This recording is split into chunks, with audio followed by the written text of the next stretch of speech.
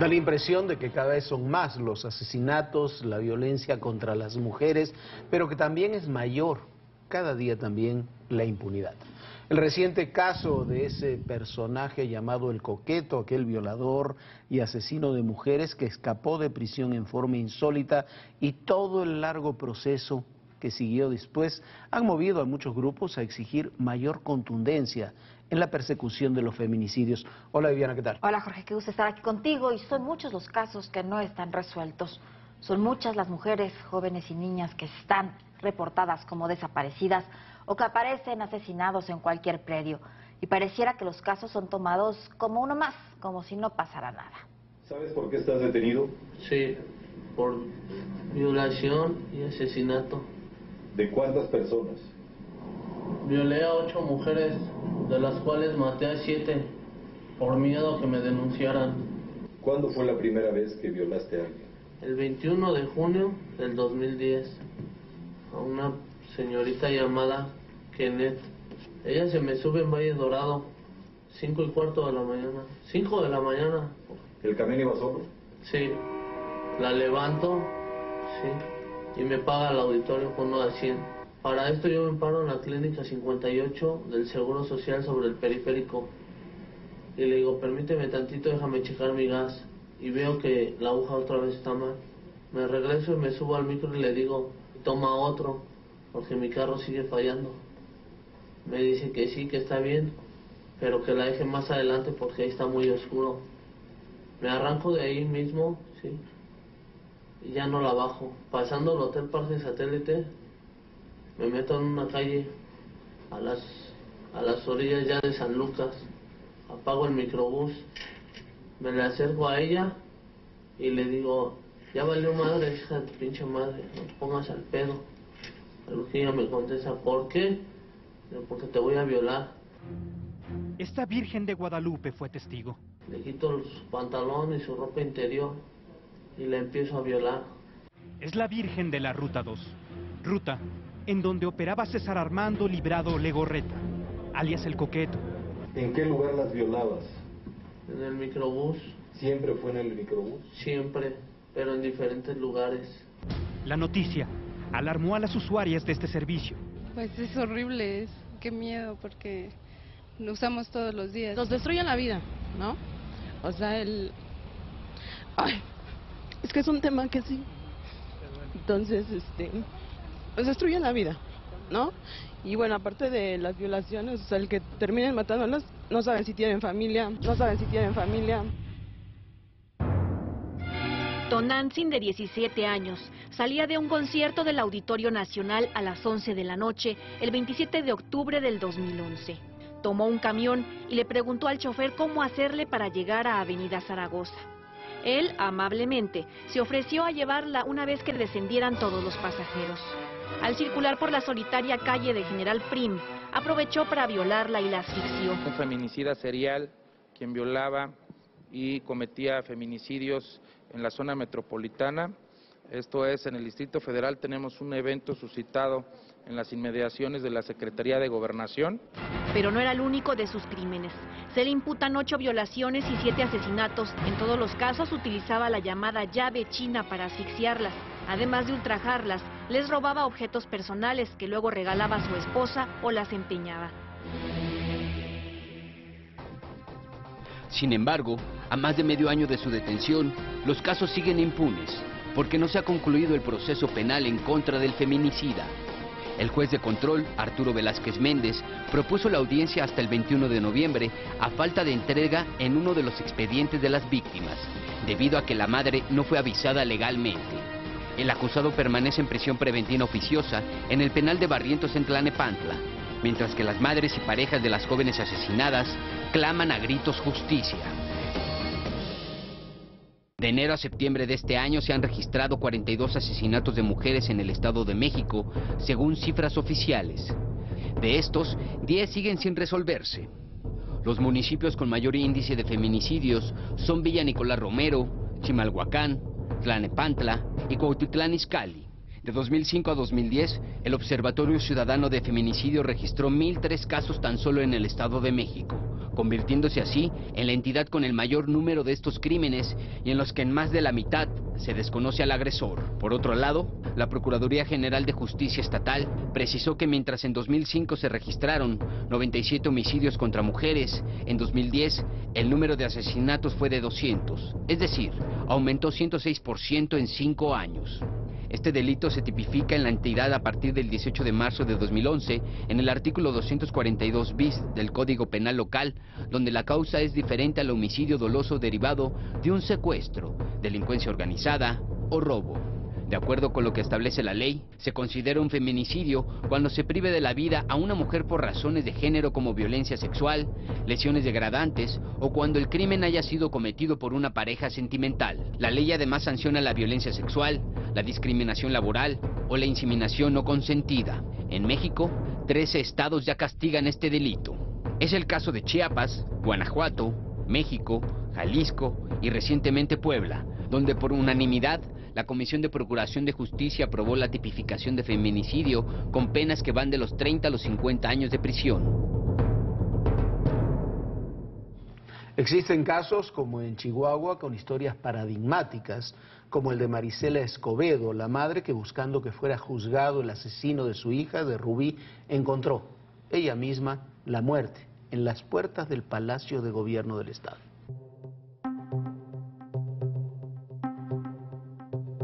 Su ficha delincuencial lo identifica como el Wicked y líder operativo de los Aztecas. Dicho grupo le reporta a La Línea que era el brazo armado del Cártel de Juárez. Su nombre, José Enrique Jiménez Zavala, afirma ser originario de Ciudad Juárez y de haber ingresado a los Aztecas en 2003. Poco a poco comenzó a ser pieza clave y poderosa de dicha organización criminal, hasta que el 16 de diciembre de 2010 asesinaron a la activista Marisela Escobedo por exigir justicia por el asesinato de su hija, Rubí Fraide. La activista cayó en la calle de Juan Aldama, a 2 metros de la entrada principal del Palacio de Gobierno de Chihuahua. Sobre esa calle, cada 3 minutos pasa una patrulla de policía y frente a la puerta principal hay un guardia de seguridad. Pero el 16 de diciembre de 2010, alrededor de las 8 de la noche, no pasó ninguna patrulla. Se estacionó una camioneta frente a la entrada principal.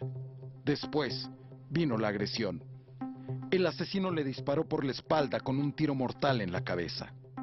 El sicario, corriendo, cruzó la calle, se subió al vehículo que lo aguardaba y huyó por la calle Juan Aldama. En la esquina Venustiano Carranza se perdió de vista el vehículo. Actualmente, en ese lugar, hay una placa en conmemoración del activista y una ofrenda. Después de ese hecho, el Wicked se escondió y bajó el perfil, pero sin dejar de operar en Chihuahua. Yo me dediqué a la venta de droga también, señor. Y de ahí era donde salía todo. ¿Vale la pena, José? No, pues usted puede ver que no vale la pena, porque al último acabo aquí. Y en verdad aquí sí se vive y uno paga lo que, como dicen que aquí antes de que uno se muera paga todo lo que hace. Ahora espera su sentencia en el área de máxima seguridad del Cerezo número 1, la cual podría ser la prisión vitalicia. Desde ese lugar, confiesa. ¿Eres culpable? Sí, ¿O eres inocente? Soy culpable. Yo participé directamente en esos homicidios. Sí. ¿Qué fue el motivo por el que llevaste esos homicidios? Fueron órdenes que se me dieron, señor. Simplemente. Eso sí me lo quería reservar nomás para no entorpecer la audiencia, señor. ¿Qué sientes? No, o sea, pues no. Con mis primeros días aquí, pues han sido muy... Pues he repasado todo lo que he hecho, ¿verdad? Todo lo que hice, lo malo que hice, a todas las familias que le hice daño. Yo no pensé que prisión fuera así de máxima seguridad, o sea, no pensé que iba a estar así de máxima seguridad. Usted hablado con Dios nomás, señor. ¿Y qué te dice? No, o sea, yo nomás pido perdón, yo nomás pido la misericordia en un futuro, porque yo sé que aquí voy a pagar lo que debo. Si pudiera yo cambiarlo todo otra vez, lo hubiera hecho muy diferente todo. Trabajar como lo hace toda la gente honesta, pero pues es muy tarde para eso, sí. Su aprehensión ocurrió el 4 de octubre pasado en la colonia Hacienda del Valle de la capital de Chihuahua, junto con Luis Alberto Camacho Ramos, el Tóquer. Pero no había sido el único crimen en el que participó. Había otros delitos, como la masacre del bar El Colorado en abril de 2012, donde asesinaron a 16 personas, entre ellos 2 periodistas.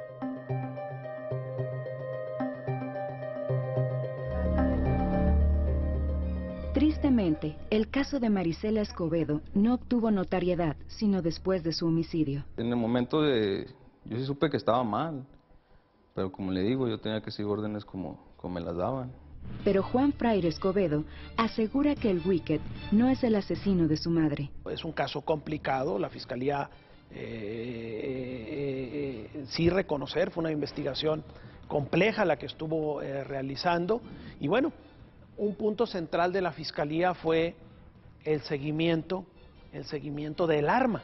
De acuerdo con el fiscal general de Chihuahua, Carlos Salas el Wicked, recibió órdenes de Jesús Antonio Chávez el Tarzán de asesinar a Marisela por considerar que en su intento por dar con el homicida de Rubí Marisol Fraire, su hija, afectaba las operaciones de la línea. Pero para José Luis Armendáriz, lo más importante es la huella en el arma homicida. Y la Fiscalía va siguiendo la huella, la estela de homicidios que se van cometiendo con esa arma. Y bueno, en un momento esa arma es localizada, y bueno, la localización se le atribuye a quien la porta en ese instante, que era otra persona que había sido asesinada. Aún así, el caso se complicó cuando las autoridades dijeron que el Wicked era el autor material del homicidio y no Héctor Miguel Flores Morán, el payaso, de la banda de la muñeca, quien fue encontrado muerto con el arma con que presuntamente había asesinado a Marisela. Semanas pasadas se me informa a mí por parte de la Fiscalía de que hay 2 personas detenidas y que una de ellas es el autor material. El primer cuestionamiento que viene a mí es, bueno, a ver, explíqueme cómo está esta situación. ¿Por qué hablar entonces de un nuevo autor material cuando ya se nos había presentado uno, incluso a la opinión pública, que había sido a su vez asesinado? Y ahora resulta que había otro autor material. Posteriormente la Fiscalía continúa con otras líneas de investigación y entonces identifica que realmente la otra persona que había sido asesinada había sido suplantada el arma ahí en un afán de que la Fiscalía diera por concluido el evento. ¿Y por qué no había sido suplantada? Pues por los autores reales. En un comunicado del 7 de octubre, la Fiscalía General de Chihuahua amplió la información al indicar que el Wicked aseguró que el asesinato de Escobedo fue resultado de un acuerdo entre la línea y los Zetas, pues Sergio Barraza, presunto asesino de la joven Rubí Marisol, se encontraba en Zacatecas con miembros de los Zetas, y las acciones de la activista ya hacían mucho eco en las noticias. Sergio Rafael Barraza, el comandante Bambino, está libre y nadie sabe dónde está. 20 días después, el hijo de Marisela aseguró que el Wicked no es el asesino. Desde Estados Unidos, Juan Fraire aseguró que la persona que mató a su madre es Andy Antonio Barraza Bocanegra, hermano de Sergio. Lo señala de pertenecer a los Zetas y afirma que ha sido amenazado de muerte por Andy. Dice que lo que más quiere es que se cierre el caso de su madre, pero con verdad.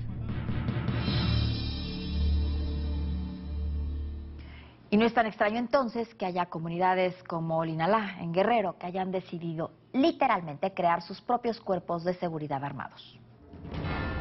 Cansados de la indiferencia de las autoridades y las amenazas del crimen organizado, un pueblo artesanal cambia las cajitas de olor por machetes, pistolas y rifles.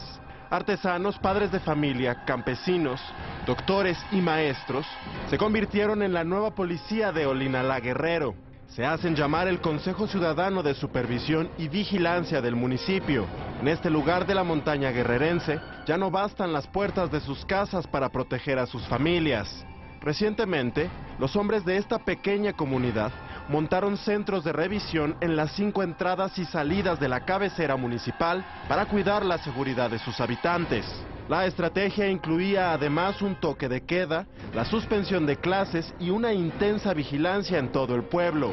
Con el rostro cubierto se armaron con lo que pudieron. ni siquiera el apoyo de 34 efectivos de la Armada de México les dio confianza. Pese a que abandonaron las barricadas construidas por llantas, alambres y costales de tierra, no regresaron a sus casas, pues los rondines en el pueblo y la lucha por la tranquilidad siguen en pie.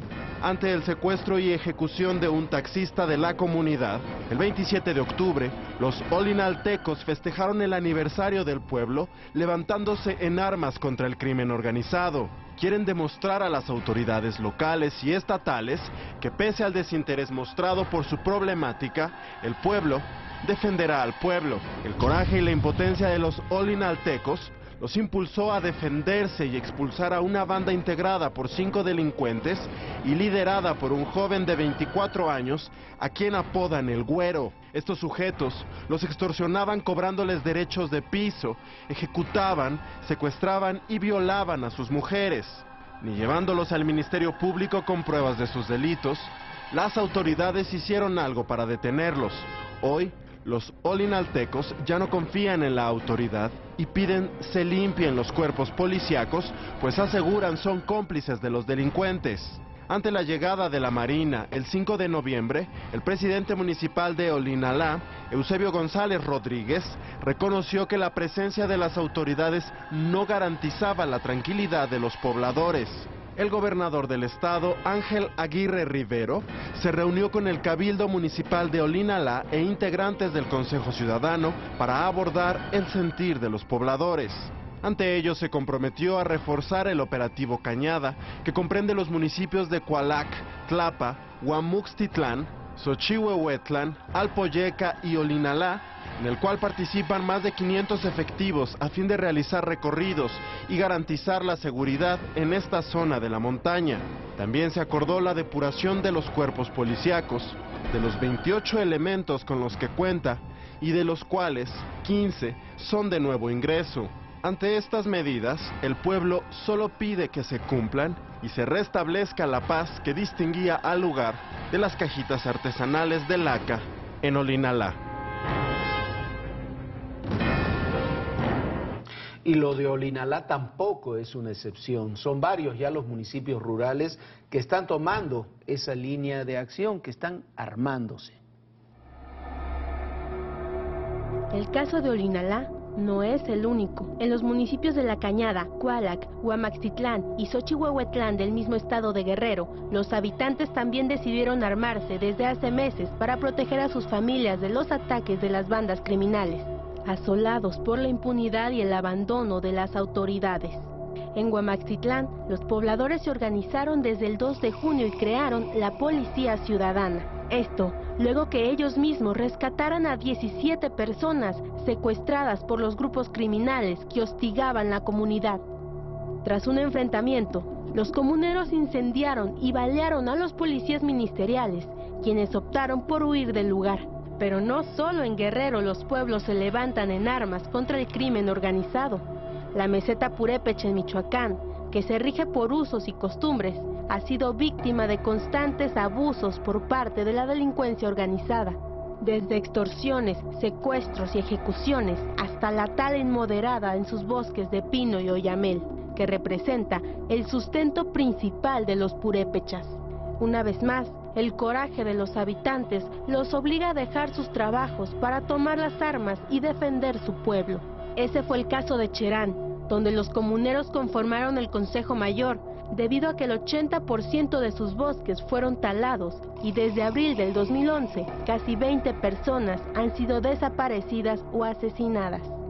Recientemente en Urapicho, poblado cercano a Cherán, también decidió armarse contra las amenazas del crimen organizado, de vengarse por la muerte de uno de sus líderes en ese poblado. Los habitantes acusaron a las autoridades de no garantizar la seguridad de sus bosques frente a la tala clandestina. Por ello, la región purépecha desconoció a los gobiernos federal, estatal y municipal, pues reprochan que ante sus llamados de alerta no hubo respuesta. La defensa de sus recursos naturales y preservación de sus propias vidas sigue distinguiendo a los pueblos marginados, a donde al parecer la justicia tarda mucho en llegar. Mientras unos habitantes luchan, Otros han optado por huir, dejando atrás pueblos fantasmas, como Ciudad Mier en el estado de Tamaulipas o Tierras Coloradas en Durango. Según estudios de la Universidad de Harvard, de los 2.441 municipios registrados, el crimen organizado opera en el 29%. El cártel de Sinaloa opera en 14 de los 18 municipios del estado. El cártel de Juárez en 28 de los 66 municipios de Chihuahua. Y la familia en 69 de los 113 municipios de Michoacán. Las bandas delincuenciales que más se han expandido en el territorio mexicano son el Cártel del Golfo y los Zetas, quienes desde el 2003 comenzaron a dominar más plazas. Del 29% de los municipios donde opera el crimen organizado, en 444 existe más de una organización, lo que provoca aún más enfrentamientos. Proyecto 40.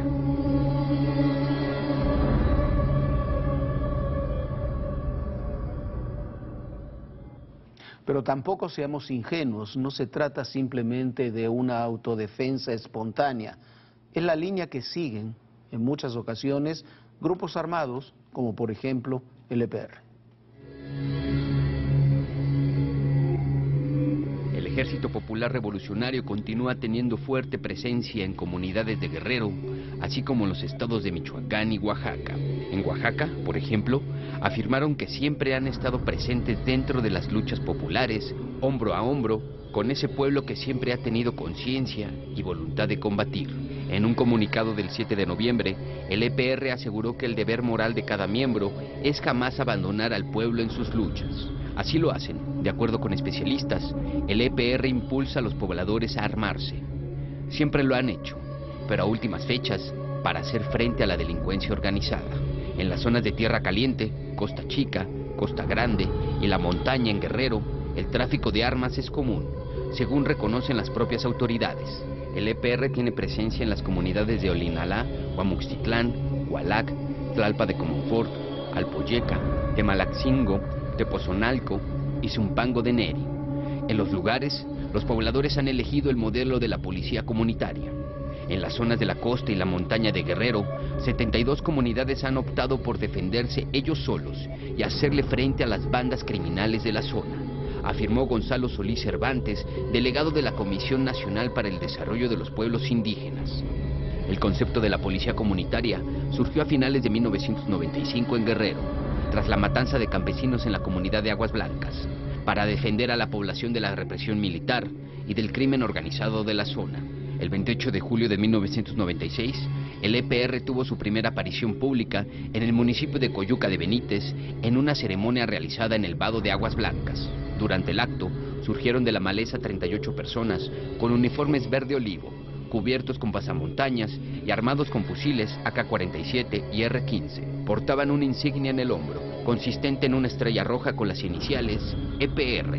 Uno de los encapuchados dio lectura al manifiesto de Aguas Blancas, en el que se advierte que frente a la violencia institucionalizada, la lucha armada es un recurso legítimo y necesario del pueblo. Ese día, en Zumpango de Neri, guerrilleros eperristas bloquearon la carretera federal que dirigía a Chilpancingo, resultando heridos 3 policías. Antes, el 16 de julio, en la comunidad de La Huejote, municipio de Tixtla, el EPR emboscó a una célula del ejército, aunque esto no se hizo público sino después. A partir de ese tiempo, el EPR ha tenido presencia en las comunidades marginadas de Guerrero. Su ideología es de carácter socialista, encaminada a la instauración del comunismo en México. Destacan la especial atención de las comunidades campesinas y los pueblos indígenas. En enero de 2008, grupos del crimen organizado extendieron sus acciones delictivas, como secuestro y robo armado, a la Sierra de Guerrero. En ese entonces, el alcalde de Pungarabato aseguró que para hacerles frente, operaban grupos armados presuntamente afines al EPR en comunidades del valle de la región calentana. Dio a conocer que los pobladores de las comunidades cercanas a Ciudad Altamirano confirmaban la presencia de presuntos guerrilleros, quienes hacían incursiones en las cabeceras municipales para luego regresar a la sierra.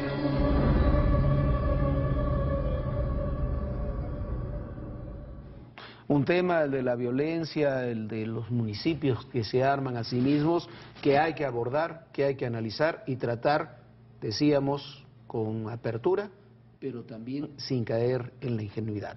Hay trabajo de grupos armados que están, valga la redundancia, armando a esos municipios, porque es parte, como veíamos, de una estrategia política. Un tema que habrá que analizar y ponerle mucha atención en el futuro, porque esto comenzó a suceder en lugares como Chiapas hace ya muchos años y después tuvimos consecuencias graves para todo el país. Bueno, Jorge, imagínate nada más la trascendencia de que los distintos ciudadanos empiecen a tomar las armas para hacerse justicia en propia mano. No, sería un tema gravísimo y el Estado es el que lo debe evitar. Por supuesto, ya nos vamos, pero antes le recomiendo que compre la revista Central. Trae un reportaje, la verdad, muy cuidado, muy bien hecho, sobre la casa de Jorge Fernández. Y de Viviana Besos. Bueno, ya nos vamos, que descanse, que la pase muy, muy bien. Hasta luego. Hasta luego, gracias, Viviana. Y recuerden, el poder y en la política todo, absolutamente todo, es personal. Gracias. Que muchas veces me emociona y otras tantas me hace daño.